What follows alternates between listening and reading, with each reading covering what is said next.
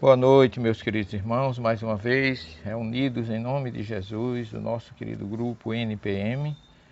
Iniciamos mais um evangelho da noite, hoje, mais uma vez, capítulo 4, sorteado agora o item 5.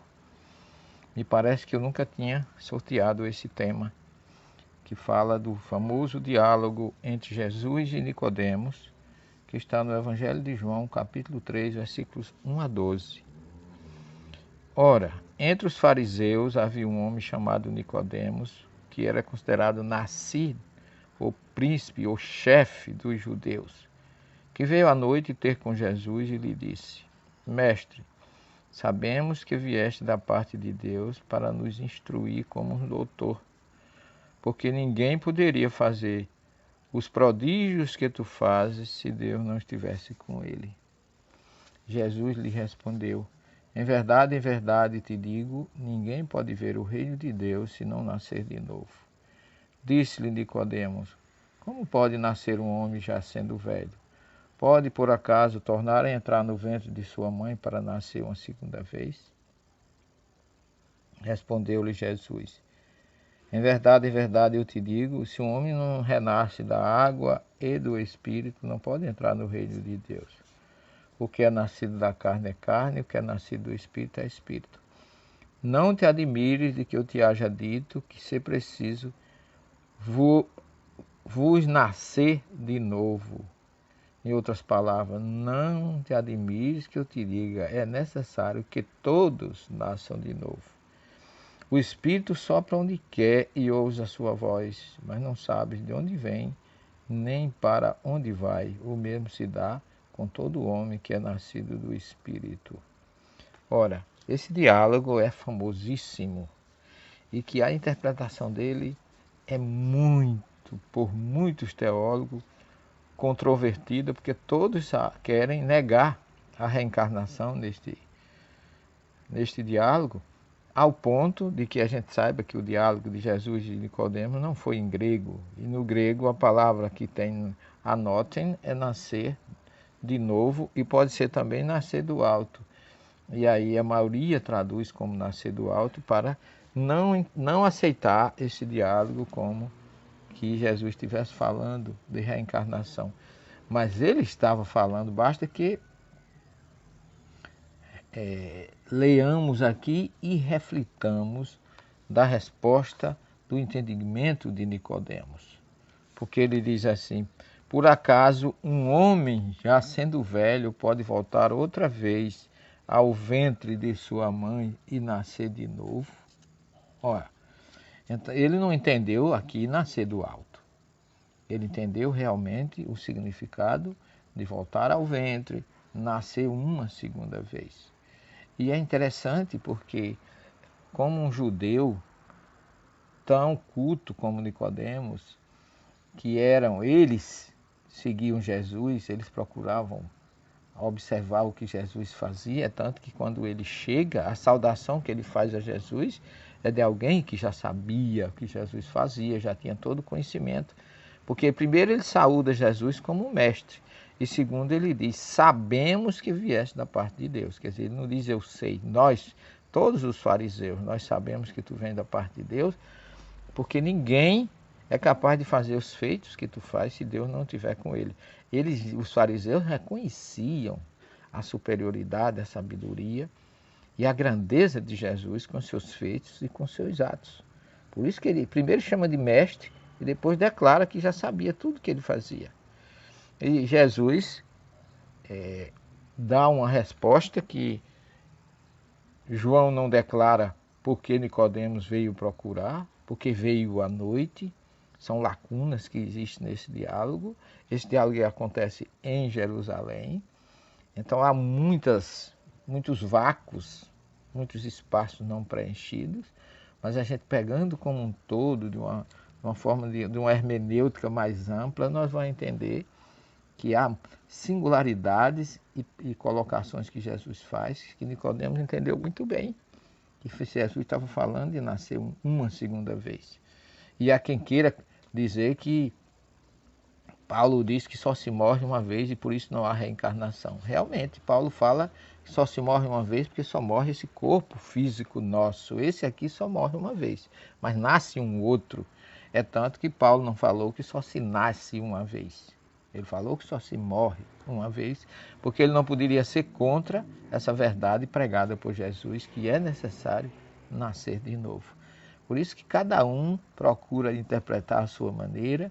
Imagine que entre os próprios judeus não havia uma unidade nesse sentido, na interpretação da Torá, por isso que o próprio Talmud diz que a Torá, bem traduzida por quem sabe traduzir, pode existir mais de 1000 interpretações diferentes.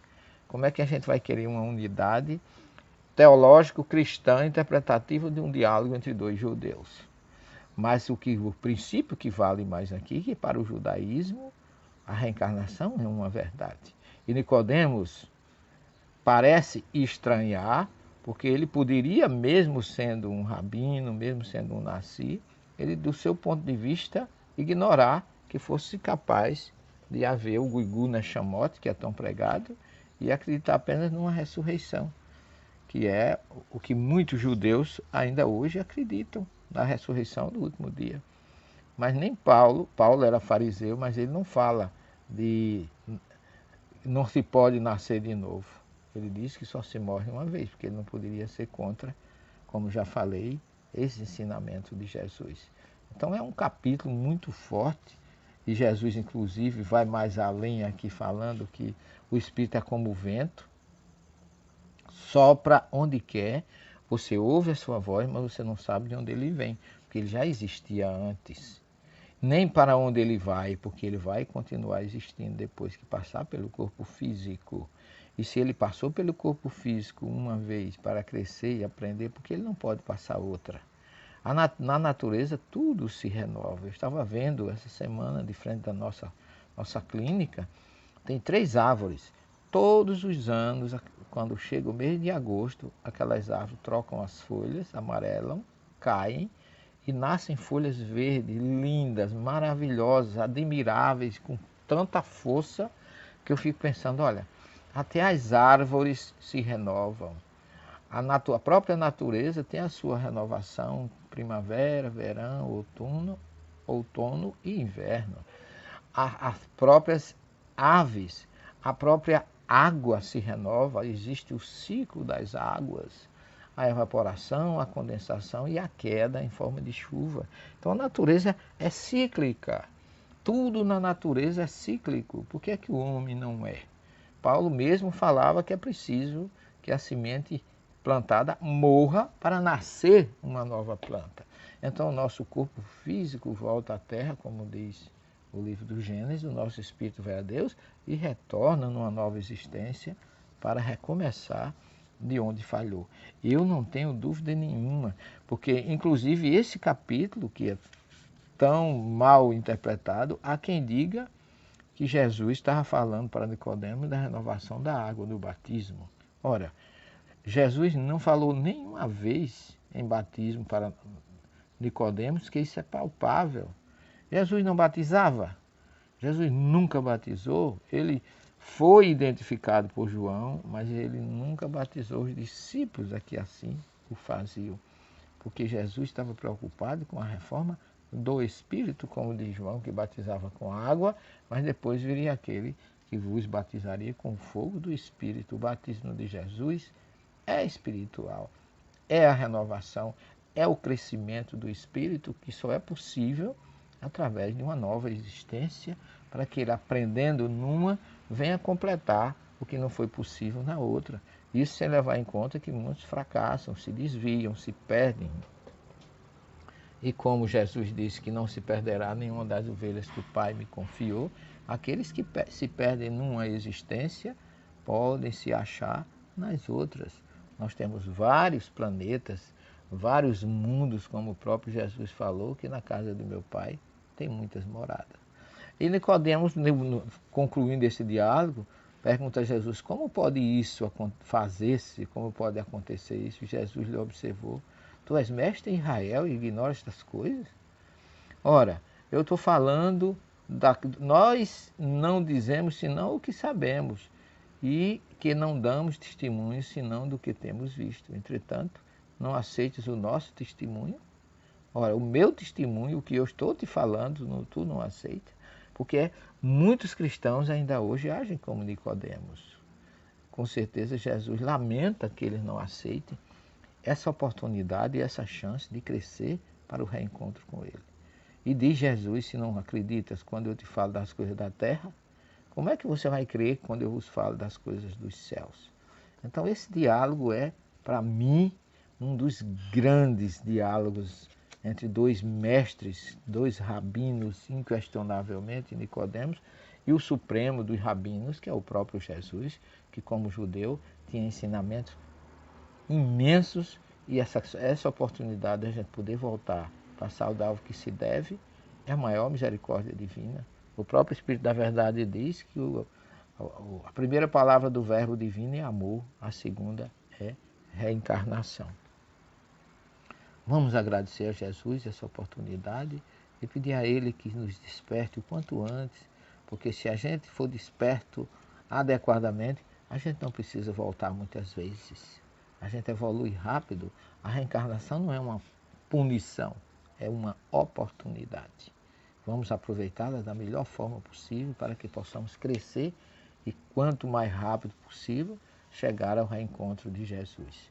Esperemos neste momento a presença do nosso querido amigo Dr. Bezerra de Menezes, que venha nos trazer conforto, luz, paz e atendimento para todos aqueles que estão no grupo da prece e para todos nós, seus humildes intermediários, que todas as noites rogamos a Ele, a toda a sua falange de amor, que ouçam as nossas preces, as nossas súplicas em favor daqueles que sofrem.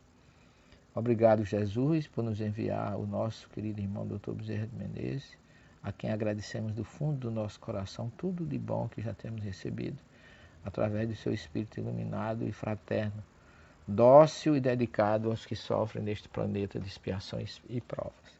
Que Ele possa fluidificar esta água e que nós sejamos reconfortados com o seu uso.